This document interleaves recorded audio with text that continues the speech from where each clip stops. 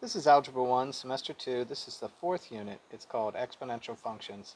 And it's Lesson 6, using the rules of logarithms practice. It's on creatormath.com under the Algebra 1 tab. You might have to Google creatormath.weebly.com to find the website. So the instructions are copy the following problems into your composition book on the correct pages according to the table of contents with the notes for those pages from creatormath.com. So the notes are important, you guys. It's kind of hard to do these without those notes. Let me see if I can demonstrate that a little bit.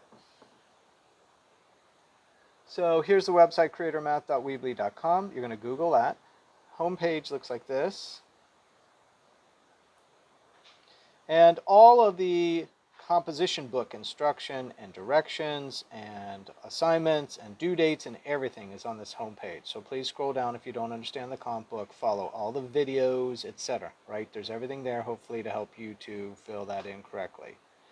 So let's go to the Algebra 1 tab. That's where all the notes are, the videos are, this is the vocabulary full PDF with all of the definitions of words for the entire year. If you have that, you can look up words and get better grades on your vocabulary practices.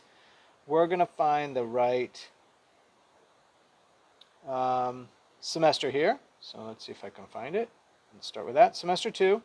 So this is the table of contents. You should have copied this entire table of contents for semester 2 onto pages 2 through 6 of your composition book a long time ago. If you haven't, stop what you're doing now and go do that.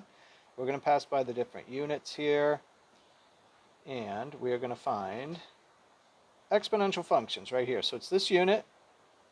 There are 6 lessons within it, and this is lesson number 6, right? So right down here, using rules of logarithms. This is the pages it goes on in your composition book. And please check the actual table of contents at the time that you're watching this video, because by the time you watch this, these page numbers on this video will be different than the actual ones you need. So we're going to click Notes. Oftentimes we have to open this twice for it to load. In this case, see, I can tell it's not loading. I'm just watching it. Let's see, let's do it again. 6 notes. There we go. So far, knock on wood, every time it has unlocked on the second load for me, all right? So this is going to talk about, log. This is properties of logs, and we've been on this. This is our 6th lesson, so we've been on this a little bit. You have some familiarity with it.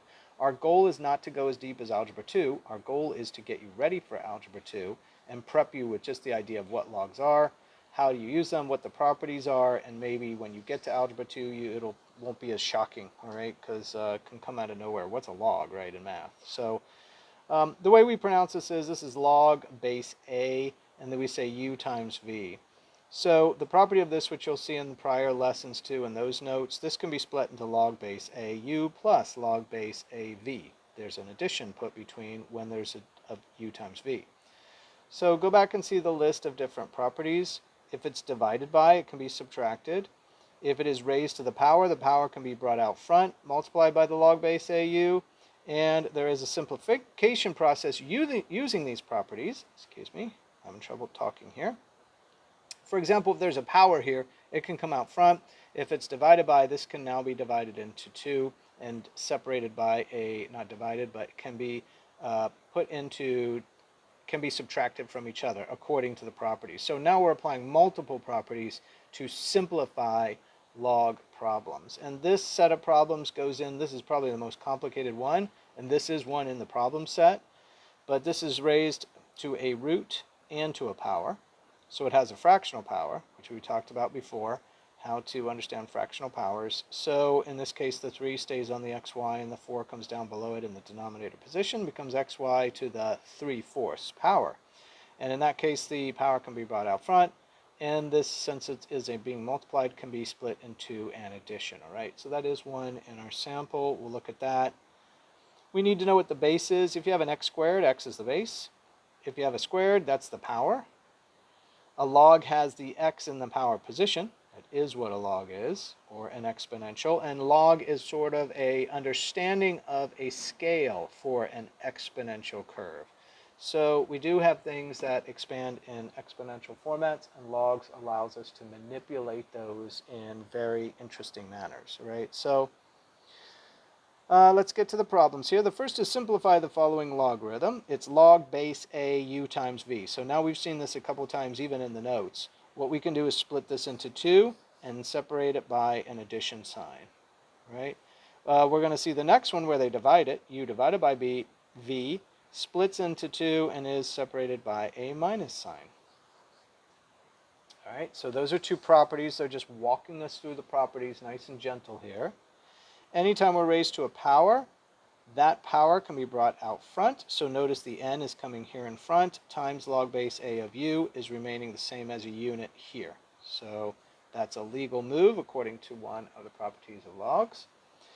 Here we have a couple things going on. We've got a power up front and we have a division. So we can bring the power out front and say 4 times log base 2 x divided by y.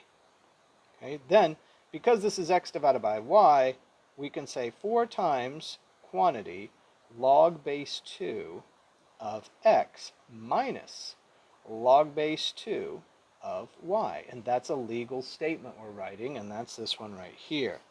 And this is giving you just the very basics. In Algebra 2, you're going to really push these limits and see if you can solve a lot more complicated problems.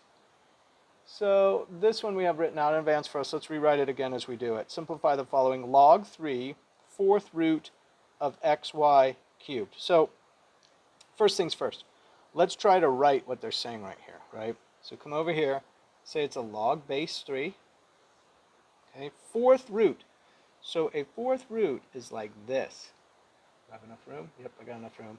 This is a 4th root. It's not a square root. It's a 4th root of, this is in parentheses, it's the 4th root of x times y, right here, which is being raised to the 3rd power. So if you remember, if you have, an x, say you have an x squared, and you say you have a 3rd root out here, the way this plays out is, okay, this is equal to x. The 2 is the power. It stays here, goes up, and the 3 comes around into the denominator position. This becomes 2/3 power, right? So same thing here. We get xy. The 3 stays in the numerator position. The 4 goes into the denominator position. And now we can lose the square root symbol. So we have log base 3 of this. This is a power, so it can come out front.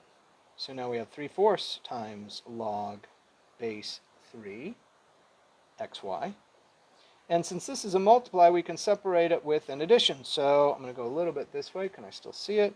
We're going to have 3/4 times the quantity log base 3 of x plus, there we go, because it's a times, log base 3 of y.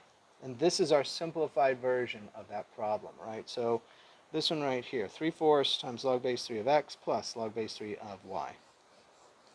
And that's as complicated as they're going to make us do in this logarithm warm-up of Algebra 1 headed toward Algebra 2, right? So follow the title to make sure you're watching the right video for the right practice set. This is Algebra 1, Semester 2.